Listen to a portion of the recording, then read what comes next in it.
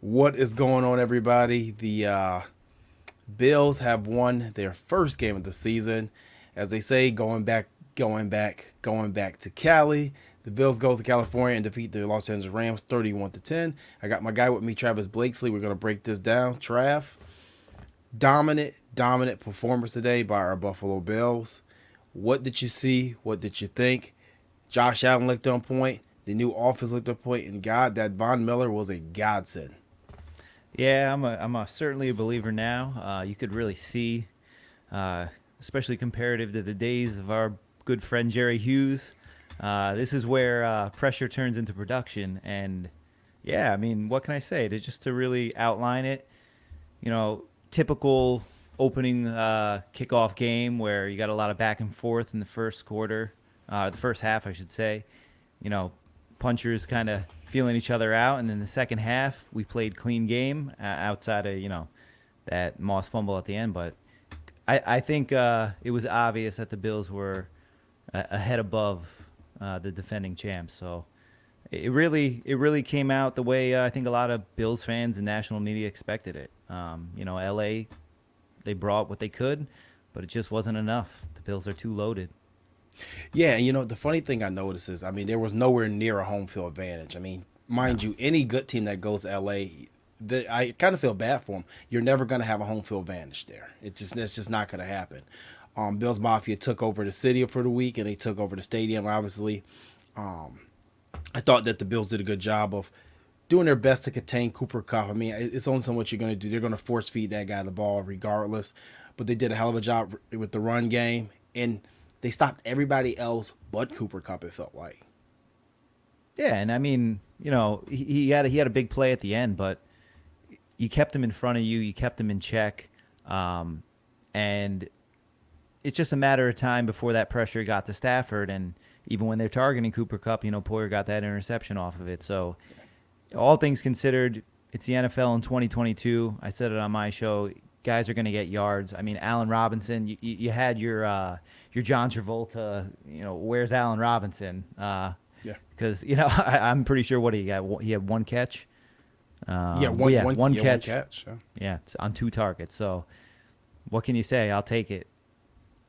No, I mean, I don't think it was much of a surprise to me. Like, people were asking me all week what I thought the game would be, and I kept saying 31-17. This Rams team, we have to remember the reason they went and traded for Von Miller last season because they felt like their defense wasn't good enough.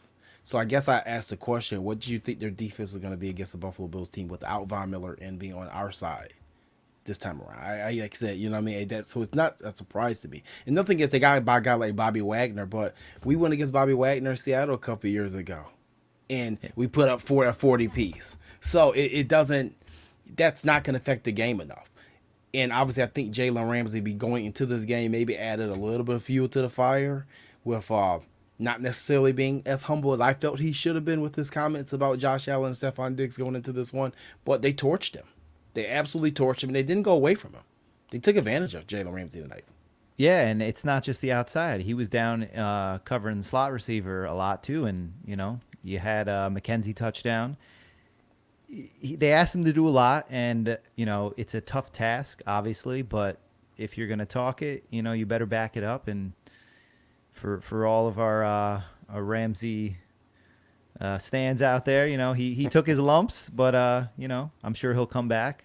But just like you said, I mean, you pick your poison with this Bills offense, and when they do a close shot of Josh Allen, and you see it in his eyes, it really doesn't matter who's on the other side. If you're not getting to him, good luck.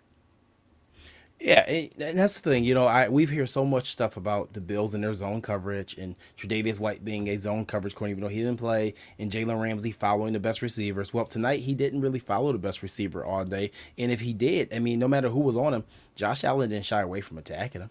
And don't get me wrong, I love Jalen Ramsey as a football player. I think he's a hell of a player, but end of the day, he's not that defensive back that puts fear in the quarterback like he's a Deion Sanders. I put that on Twitter.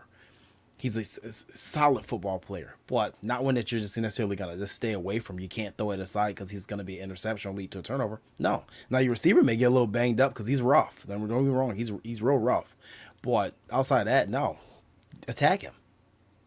Absolutely. Even Aaron Donald. I mean, say what you will, he was.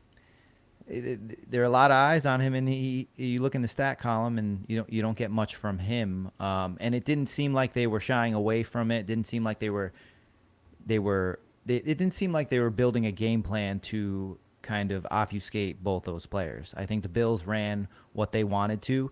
They were able to control the tempo of the game. That was huge. That third quarter where we were able to run a lot of clock and just churn out first downs was huge. The running game, and the balance between the passing game. I think this is exactly what we wanted to see out of Daboll his entire career.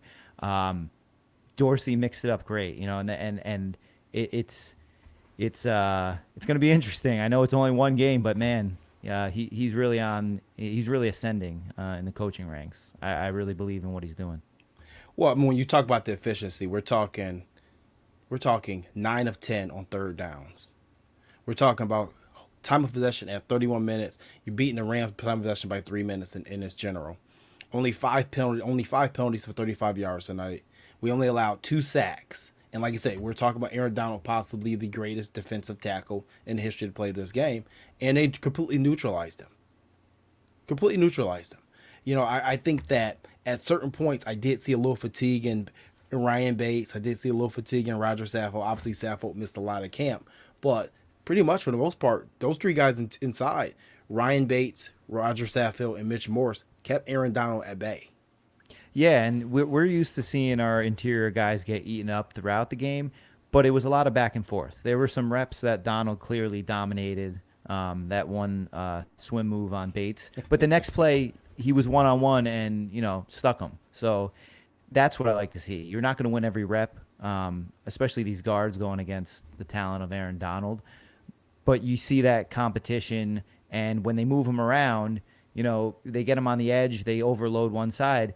It was not as efficient as it was last year. And like you said at the top of the show, it's because Von Miller's not on the other side. He's not, it's right. You're able to focus in there, and it went pretty much as scripted. It's hard to say that in the NFL. It's hard to say that week 1, but it was very to be expected, in my opinion. I mean, I think, too, one of the things you saw tonight was the lack of, and Tony Dungy mentioned it at halftime, the lack of preseason reps. I think in the second quarter, both teams were sharp in the first quarter. Obviously, the Bills left some points on the field with Isaiah McKenzie's drop that led to an interception and the James Cook fumble. But at the end of the day, both teams were not sharp in the second quarter. Then, and I think what goes to that is the scripting. The Rams... McVay is known for scripting, right? Yep. So once we got out of that script, 15 plays, 16 plays, it was kind of a free-for-all. So, it alludes to your point. And, just look at the numbers. We had 121 rushing yards tonight. The Bills' offense averaged 7 yards per play, 23 first downs, and 0 punts. Like, obviously, we know we had punter controversy. Listen, it doesn't really matter who – I think a lot of us have said this. It doesn't really matter who's going to be the punter on this team this year.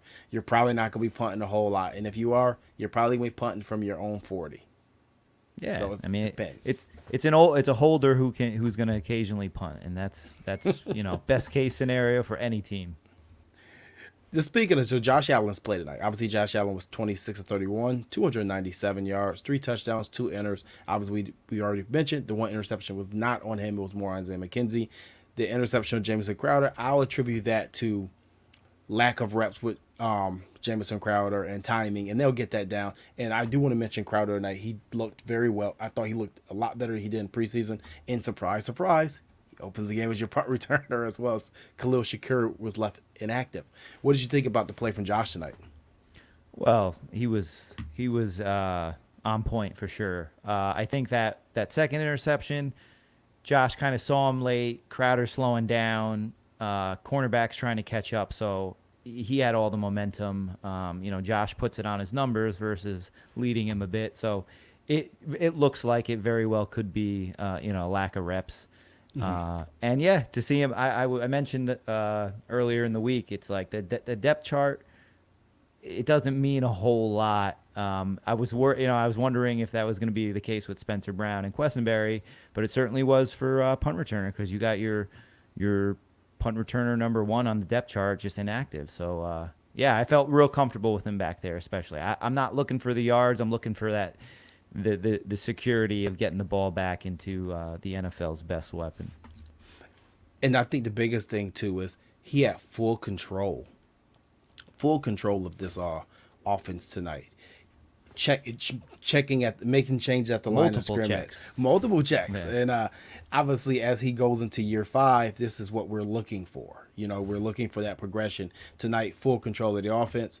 I like the fact that there was only a few design run calls, and mind you, Dorsey timed those perfectly, but he let the running backs run the ball, try to limit Josh from the hits. End of the game, Josh is going to be Josh, as Chris Collinsworth said. He's going to take some hits. And it was one run at the beginning of the game when he ran over Ernest Jones pretty much. And I said, okay, going through Josh's history, that's the hit he needed to get him going. Yeah, it He was the always second says play of the game. Yep. You could So- see he got right up and he was like, "All right, let's go." So still like him to shy away from those, but in the day, if that's what he needs, that's what he needs.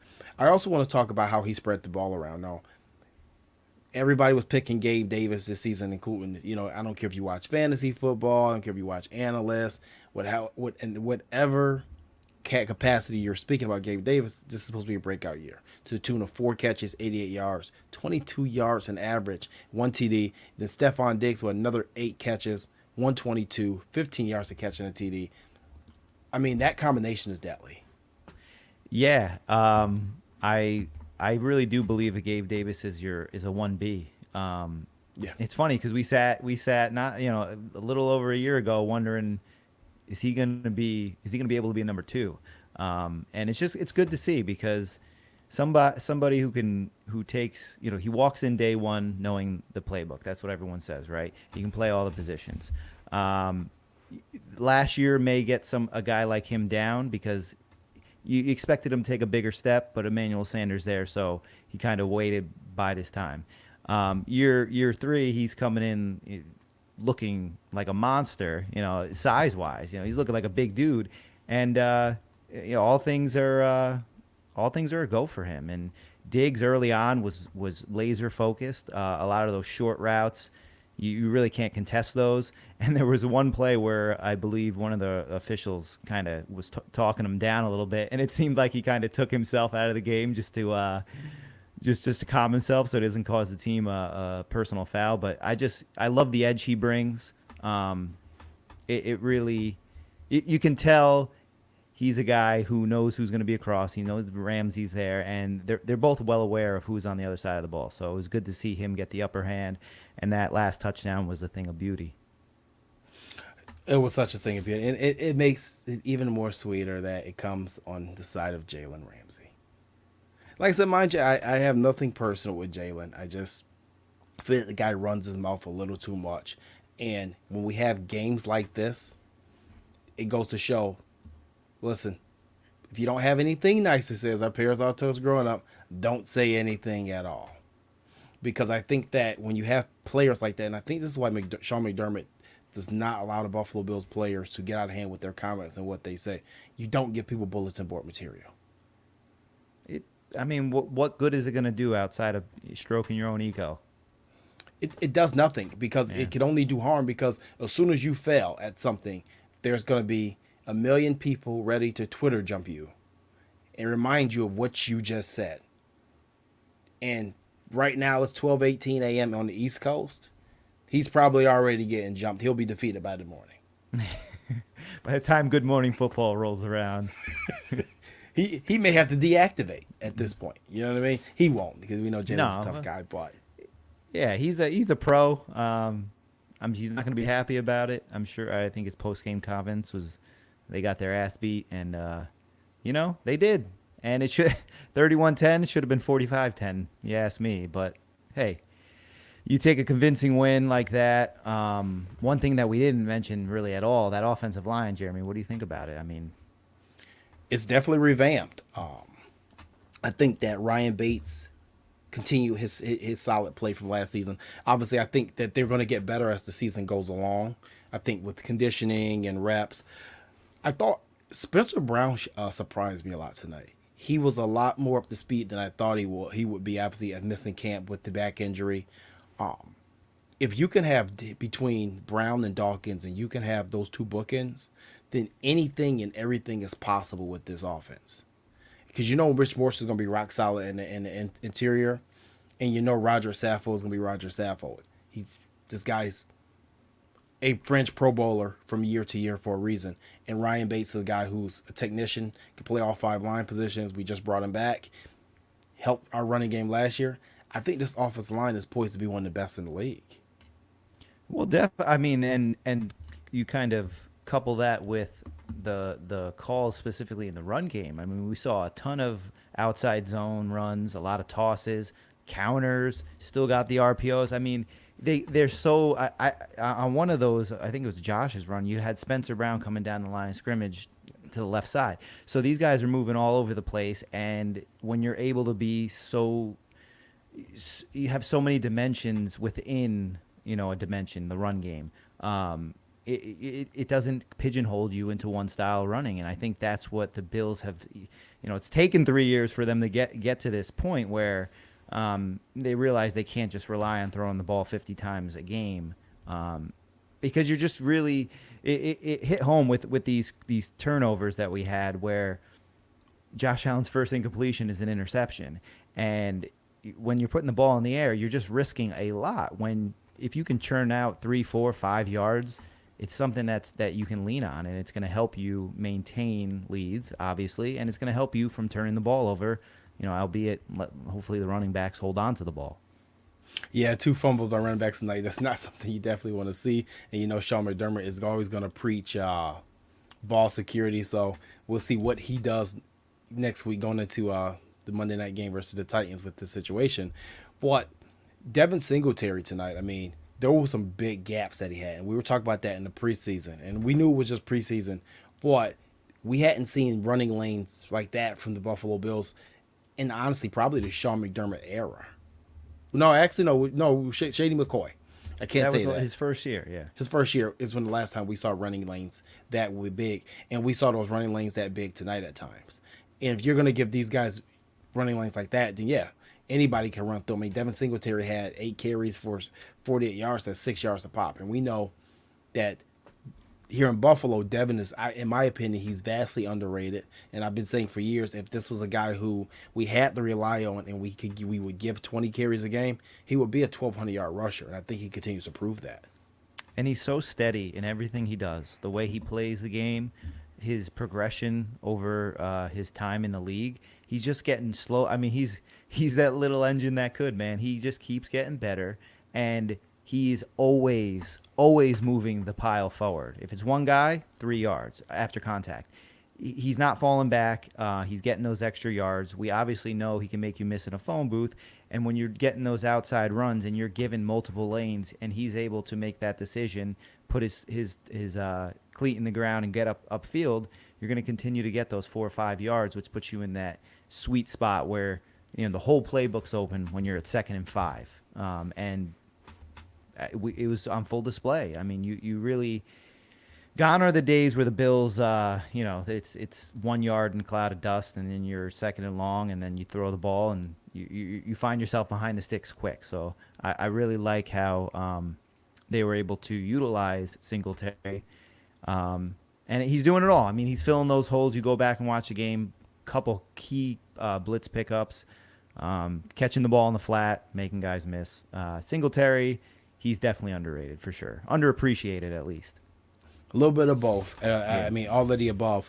And honestly, too, out of Josh's 26 completions tonight, 8 of those went to running backs. Obviously, Zach caught 6.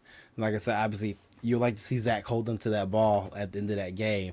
But I thought tonight, for him specifically, he looked quick. He looked healthy.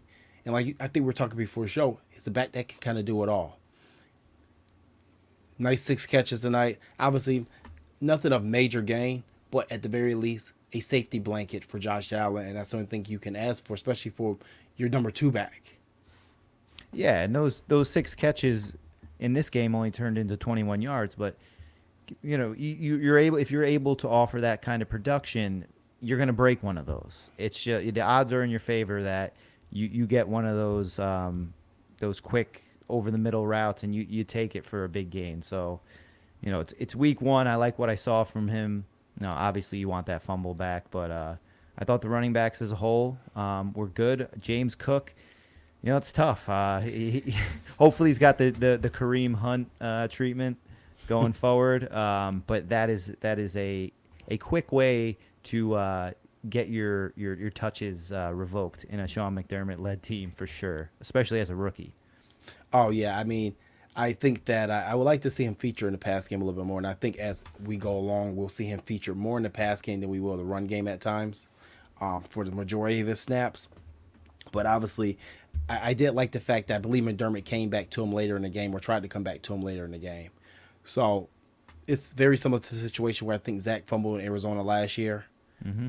and he came back and gave him the ball to make sure he holds on to it. So I think next week we play Tennessee. We need to give him the ball early, get him a touch, get him a carry, get his head back into it. You don't want to sit him when you don't want to sit him on the sideline too long, and so because at some point in the season you actually may need him. Yeah, and you didn't spend a high draft pick for nothing. For him to, I mean, don't get me wrong. I fully expect there to be games where he's inactive. I just think it's a numbers thing, but yeah, he's not. I don't think this fumble is going to be indicative of that. But outside the running game, let's turn over to the defense. I mean, Yeah. I think that obviously Josh Allen, the face of the franchise, the NFL ultimate weapon. Say what you will about the Bills' offense, but that defense, this is the key. I mean, and they were just as good as they were last year, but now they have that pass rush. I remember listening this week to one of the Bills shows, and a guy called for 5 sacks, and everyone's like, well, that might be a little too much. I think we were good for 7, and a lot more pressures that affected the play as well. Yeah, I mean, if you want to go over the exact numbers there, I believe the Bills had 15 quarterback hits tonight, 7 sacks. Obviously, 2 sacks by the newly acquired Von Miller. Greg Rousseau got into the action, obviously, off the fumble from Stafford. Boogie Basham with the sack and interception, a guy who we're looking to play big, and even Epinesa had a sack and a half. So the young guys are playing, and I think you can see the immediate impact of having a guy like Von Miller in your locker room. Boy, they're learning from this guy. And I finally got to see that NASCAR formation I've been looking for a year and a half, with Miller, Rousseau, Basham, and then Jordan Phillips in the middle of this day. Obviously with Ed Oliver going out of the game with an ankle injury. Yeah, it's twofold, because obviously on the field you see the attention brought to him. You're not going to be able to double team him all the time. You're gonna have to leave him out on the island, and just like you said, these other guys kind of went under his wing, and it's been talked about to death. But I think you see the fruits of the labor. Now I know a lot of these guys are going to get better with time, regardless. But you can tell it's a little different with him around, and I mentioned on my show, I'm like, I feel like the Bills front office treat the defensive line like Yahtzee. You put all 5 dice in, you roll it, you don't get what you want, you pick them up again, and finally on that third roll, I think we might have hit that Yahtzee. No, I think you're right there. Obviously, we had questions about how they handle AJ Epinesa his rookie season. Going to last season, we had questions how they handle Boogie Basham. Now it seems like maybe these questions are being answered of why they did what they did.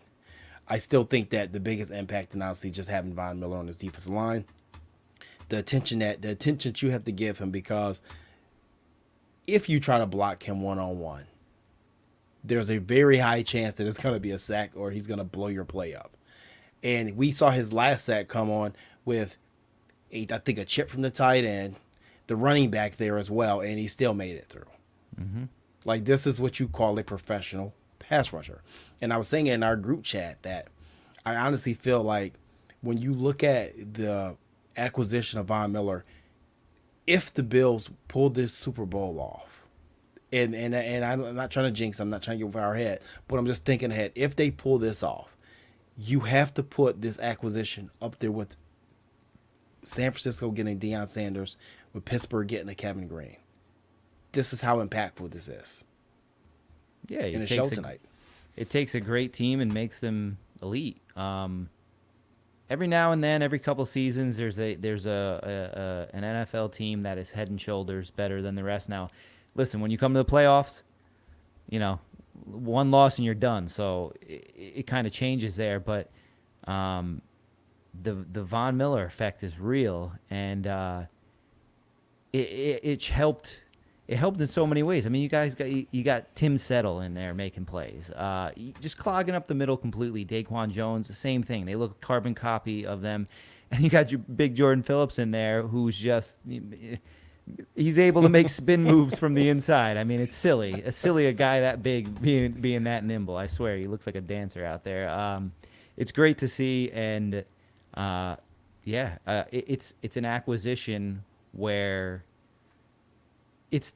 like you said, if they do win the Super Bowl, they make it there, whatever, it's going to be the talking point, and I buy in to it for sure. You know, there's a lot of times where it's cliche or it's low hanging fruit, but I think it's true because as Bills fans, as people who diagnose the game, such as ourselves, we have been clamoring for this type of pass rusher for you. I know you. I mean, That's how we met. Yeah, exactly. That's exactly how we met.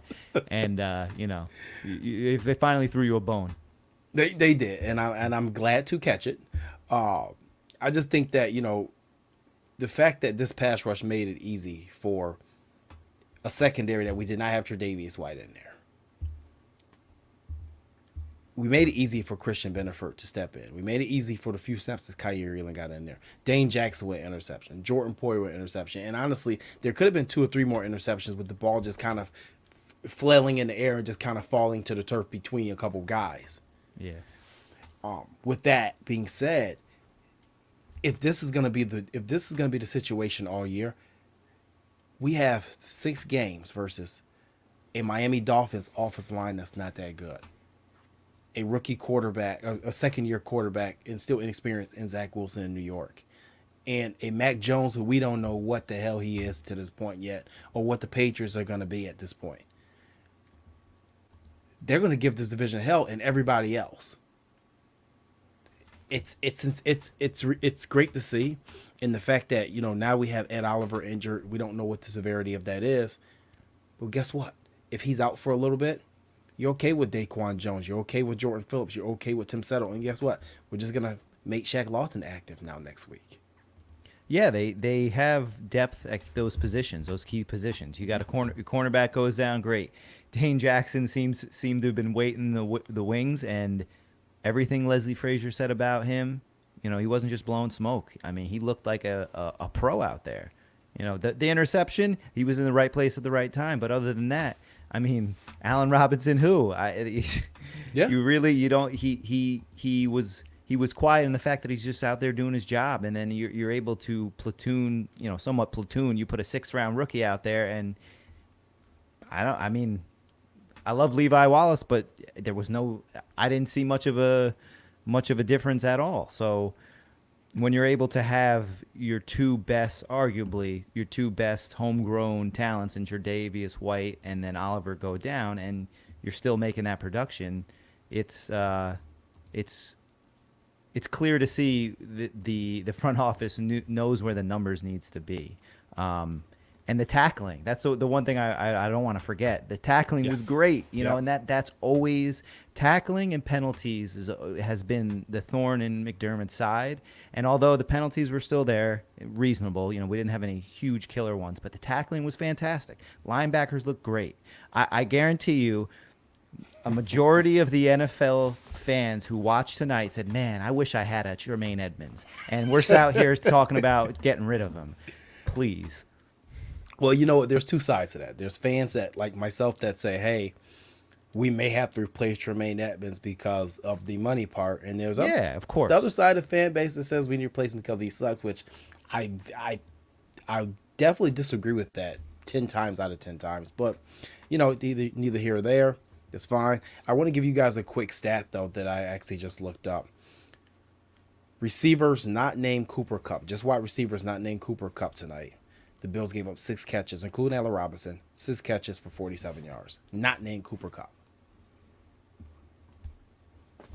What else do you want? Tyler Higbee, he got his 5 catches for 39 yards. You had a couple catches by Darrell Henderson there. 5 catches by Darrell Henderson for 26 yards. So that's all check down.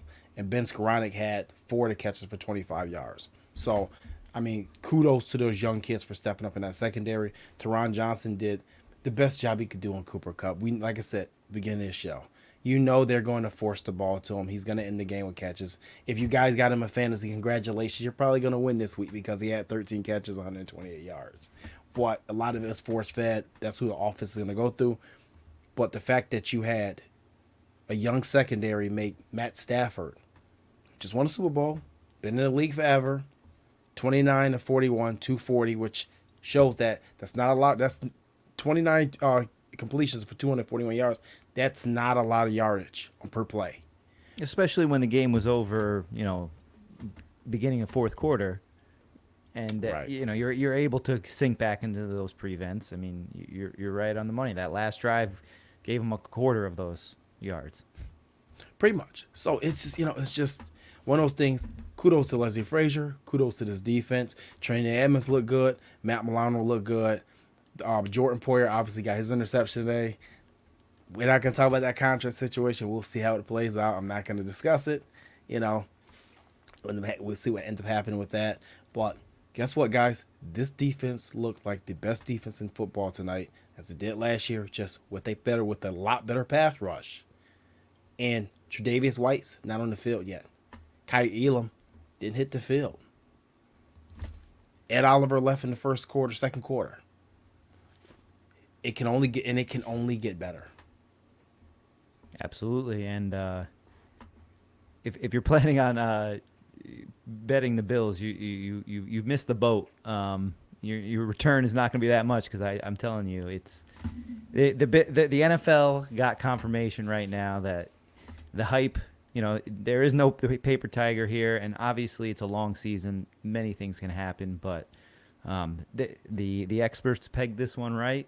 The Bills are certainly a team where there's not much you can do. You got to play a really clean game. I mean, you turn the ball over 4 times, and you're still winning by 21. It's going to be tough, and we'll see a lot more of this come Monday, hopefully, because I hate those Titans. Right, and mind you, they did all this at an away stadium, which we kind of took over. So kudos. I want to give a game ball to Bills Mafia too. The fact that you guys travel all the way to California, and that California trip is not cheap. Those tickets were not cheap. That trip was not cheap. Some of you guys had layovers, and I mean, God bless you for doing it. And making that trip. You guys made this another home game for the Buffalo Bills at an away stadium. So my hats off to you for doing that. And just imagine this defense playing with 70,000 fans behind them. Yeah, the legend that is Bills Mafia continues to grow. It's cool to see everyone out there, and like you said, it's not cheap. People, but these crazy fans, they really build everything around the season, it's gonna be a good one, Jeremy. I'm along for the ride. We're strapped in, buddy. That's it. You got a game ball? Game ball, Von Miller. Come on, Von Miller. Easy, man. Easy. All the circumstances, the play. I mean, it's hard. It's an easy one for me. Okay, so I'm going to go to offensive game ball. I'm going to go Ken Dorsey. I know Josh played well, but first game calling the plays for Ken Dorsey. Wait, was this first time? Was he OC in Carolina? No, I think he was. I think he just quarterback coach. Yep. Man, hats off to you, Ken Dorsey. You caught one hell of a game. Scripted the first couple of drives. That was awesome. Made some adjustments in the second half. Used players like Reggie Gilliam. Found a way to use players like Reggie Gilliam. Found a way to use Isaiah McKenzie. Found ways to use Jamison Crowder outside of Gabe Davis and Stephon Diggs. And tried to use all 3 running backs.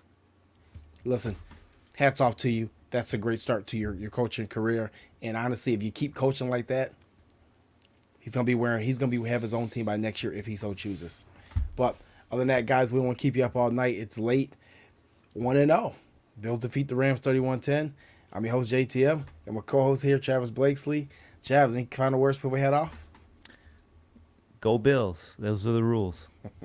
Go Bills. You guys got a long weekend. Enjoy the win. Rest up. The people traveling back from California, stay safe. Get home safe. We'll see you next Monday in Tennessee, in Buffalo, actually. And hopefully we'll, as Trevor say, we hate those Titans. Yeah. Catch you later. Adios.